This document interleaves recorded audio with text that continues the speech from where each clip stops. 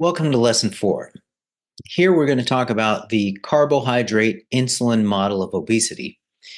And this was made popular, at least back in the late 2000s, early 2010s, by a gentleman named Gary Taubes, who wrote Good Calories, Bad Calories.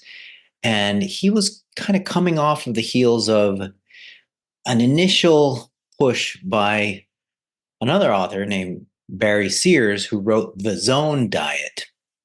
And the whole idea was people trying to figure out how we can alleviate the nation and worldwide growth of obesity at the population level. So people were blaming carbohydrates for obesity and speculating mechanistically over why carbs are the bad guy, are the supposed bad guy.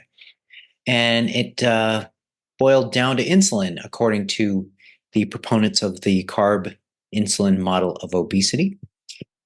And is it a viable alternative explanation compared to, well, just an ongoing surplus of calories that's not used for the building of lean tissue?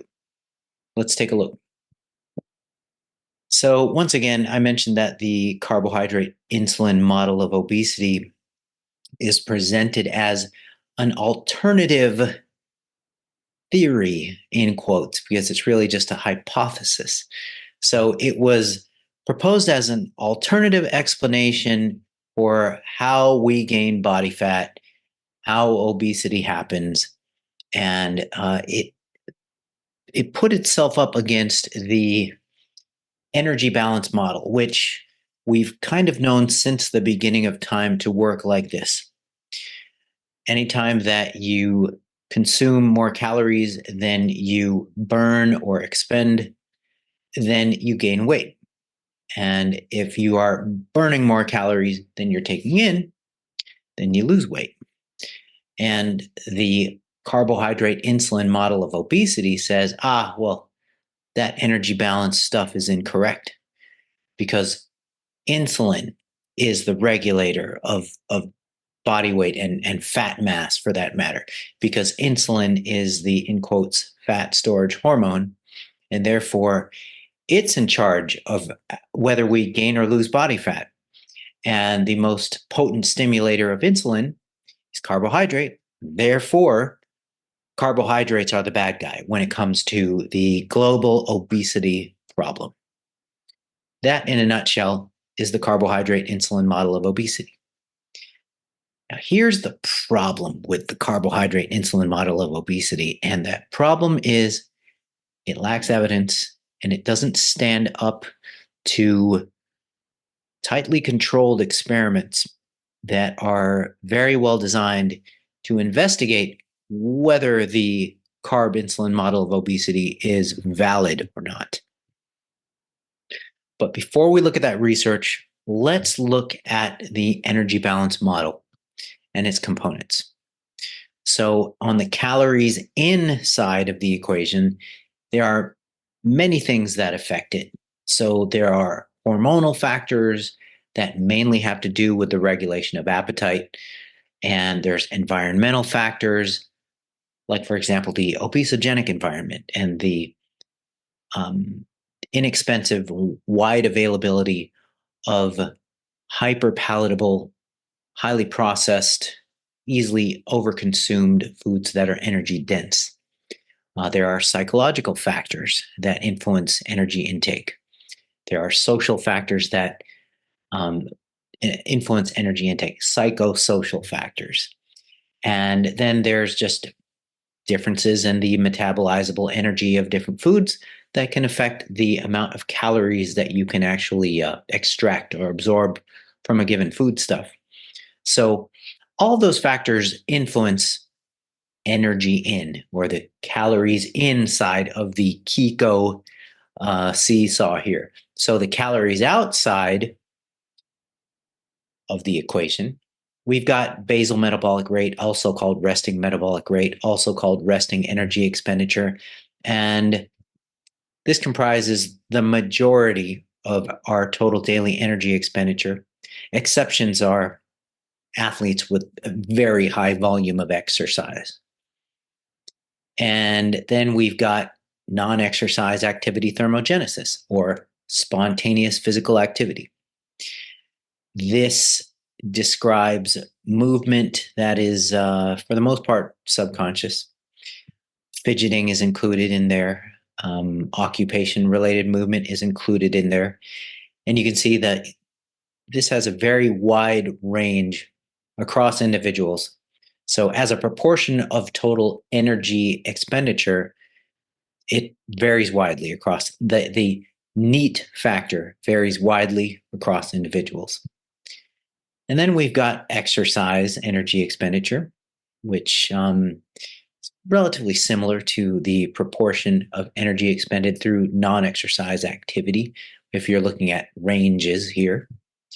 And then finally, the least energy expenditure component is the thermic effect of food, or diet-induced thermogenesis.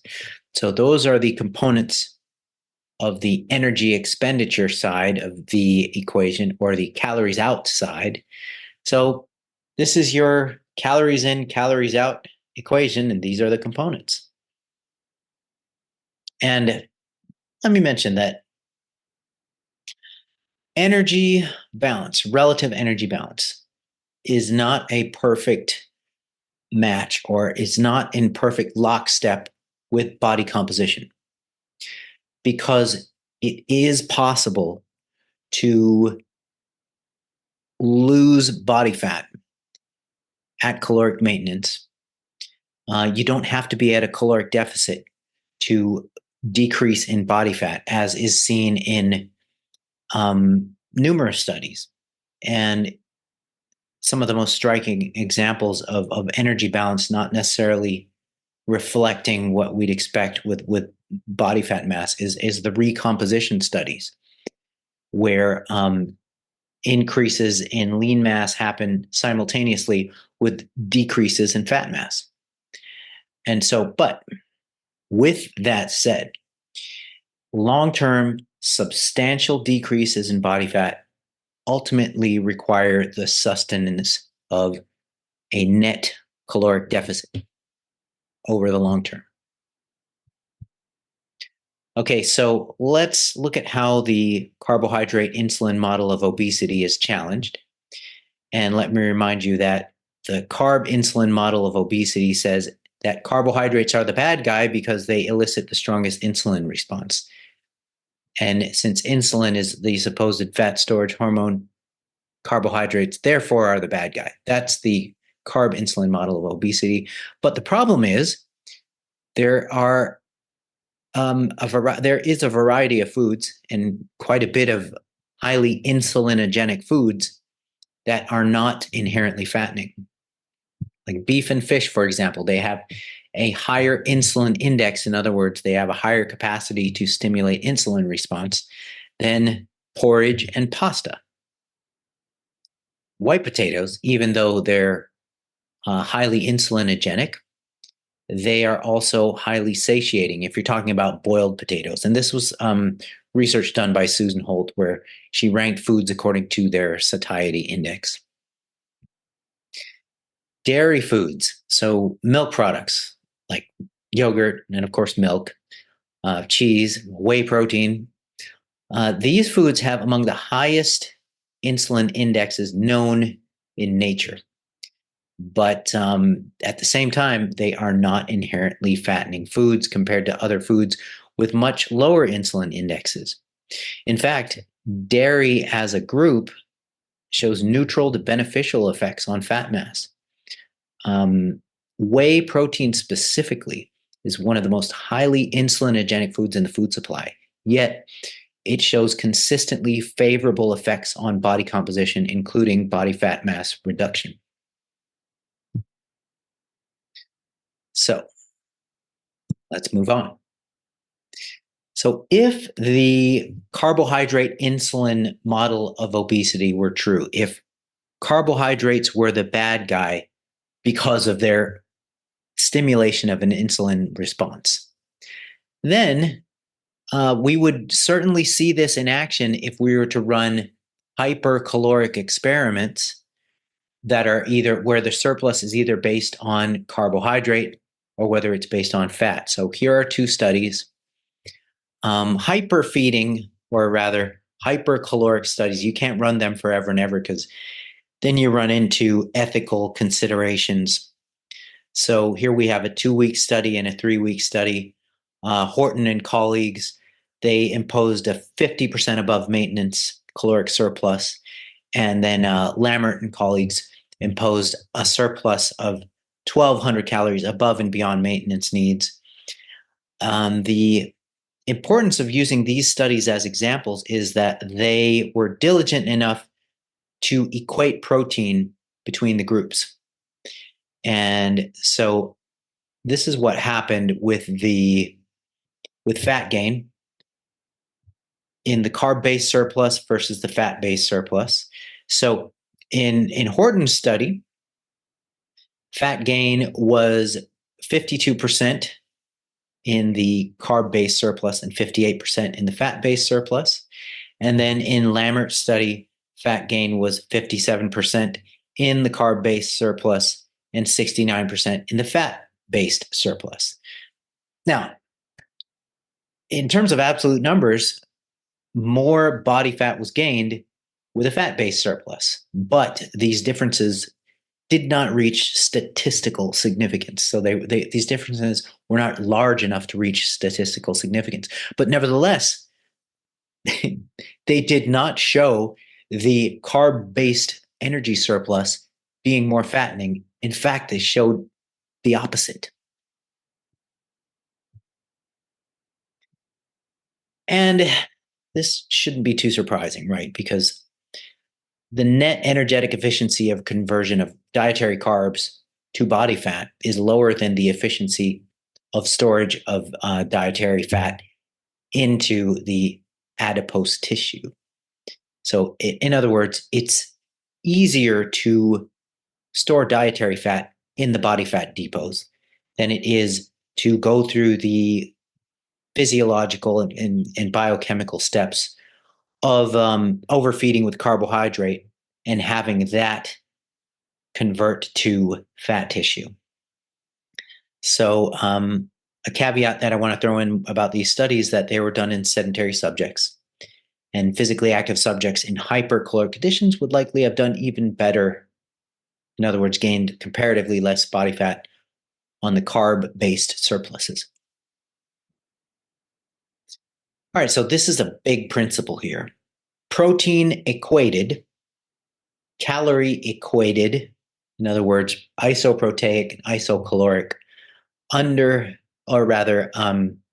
underfeeding studies fail to support the carb insulin hypothesis of obesity. So it works in both directions. If the carb insulin model of obesity were correct, we'd see greater fat gain with the carb-based surpluses. And we would see less fat loss with conditions where carbohydrate proportion in the diet is larger.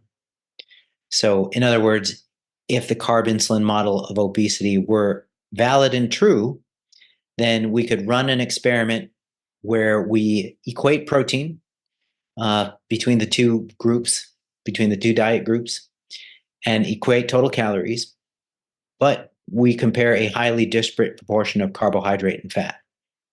And according to the carb insulin hypothesis of obesity, we should see less fat loss in the higher carb proportion diet. But that has never been the case in controlled feed studies and feeding studies. And it's never been the case where experiments are properly controlled to specifically examine this difference. So, like the first bullet point says, over the past few decades, multiple studies, dozens of controlled feeding studies have compared isocaloric, isoproteic diets. None have found a significant advantage in body weight or body fat loss to the lower carbohydrate diet as compared to the higher carbohydrate controlled diet. As long as total calories and protein are equated between the groups, there's no significant difference in fat loss between the groups. So The question of how obesity happens at the mechanistic and physiological level has basically been settled many times over. It comes down to an overconsumption of energy. So it comes down to chronically running a caloric surplus that is not used for the building of lean tissue.